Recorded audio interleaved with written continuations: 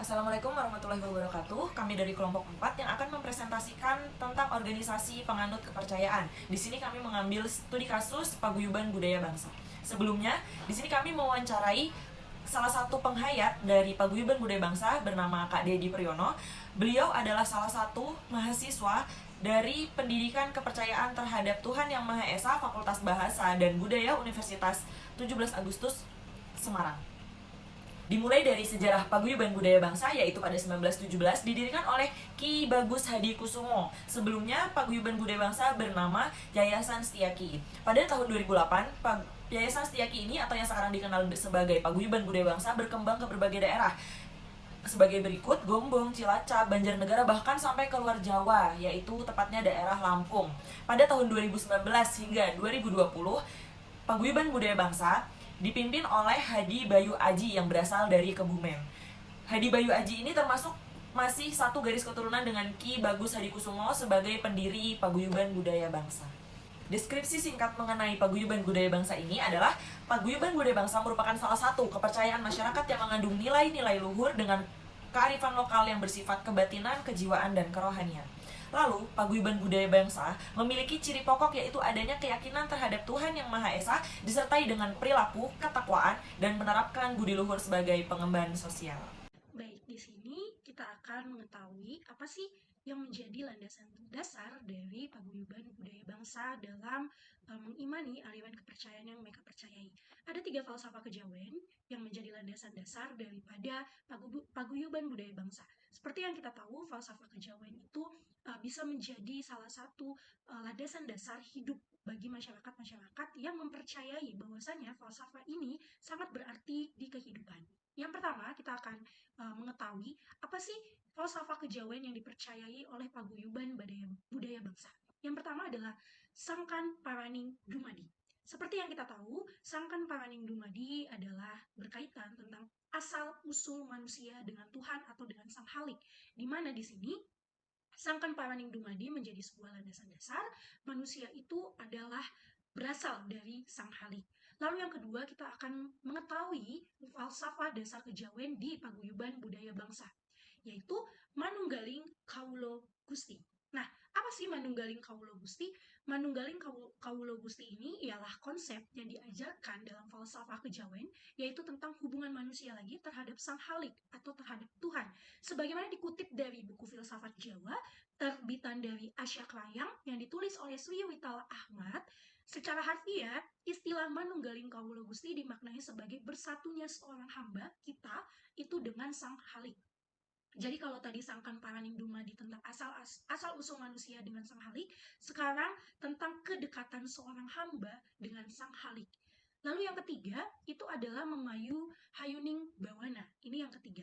Nah, apa sih arti dari Memayu Hayuning Bawana? Memayu Hayuning Bawana adalah sebuah kata yang memiliki arti membuat dunia menjadi indah atau ayu. Dalam bahasa Jawa, indah itu disebut ayu, dapat pula diartikan sebagai suatu bentuk atau upaya membangun dengan ramah lingkungan. Pembangunan yang dimaksud ini tentunya sangat memperhatikan pencagaran atau converment dalam berbagai aset untuk arti kebudayaan. Seperti yang kita tahu, aliran kepercayaan dari Paguyuban Kebudayaan Bangsa pastinya akan menjunjung tinggi budaya Indonesia. Oleh sebab itu, 3 falsafah kejawen ini menjadi landasan dasar aliran kepercayaan Paguyuban Budaya Bangsa untuk semakin menunjukkan eksistensi mereka di mata masyarakat. Baik, di sini saya akan menjelaskan tentang terkait visi dan misi dari Paguyuban Budaya Bangsa. Visinya ada 2, yaitu melestarikan dan mengamalkan peri kehidupan kemanusiaan yang berbudi pekerti luhur. Yang kedua, Memayu Hayuning Bawana. Sedangkan misinya ada 3. Yang pertama, membina kerjasama. Yang kedua, melestarikan nilai-nilai luhur spiritual bangsa. Yang ketiga, ada membentuk dan membangun nilai spiritual kehidupan manusia di Indonesia. Kemudian di sini saya akan menjelaskan tentang makna dari logo Paguyuban Budaya Bangsa. Logo Paguyuban Budaya Bangsa sendiri terdiri dari lingkaran berwarna ungu dengan bintang persegi 5 berwarna kuning di dalamnya dan lingkaran berwarna merah dan putih di dalam bintang. Lingkaran berwarna ungu sendiri berarti memiliki makna Tuhan yang Maha Ungu, yaitu Tuhan tidak pernah tidur. Wungu juga bisa berarti bangun. Jadi kita sebagai manusia harus bangun atau bangkit. Yang kedua ada bintang persegi 5 berwarna kuning yang memiliki makna ketuhanan. Yang ketiga ada lingkaran berwarna merah dan putih yang memiliki arti manusia terdiri dari darah merah dan darah putih. Secara keseluruhan makna dari lambang paguyuban budaya bangsa ini adalah manunggaling kawula lan Gusti, yang memiliki makna manusia yang terdiri dari darah merah dan darah putih ini memilih jalan ketuhanan,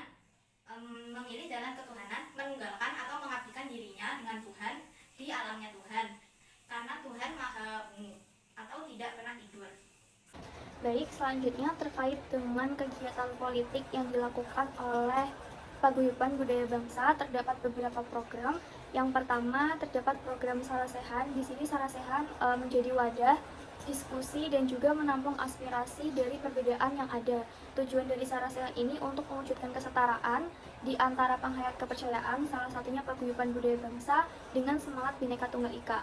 Selanjutnya terdapat sidang panel. Sidang panel di sini sebagai pengujian material terhadap Undang-Undang Administrasi dan Kependudukan tentang pengisian kolom agama bagi kelompok penghayat kepercayaan.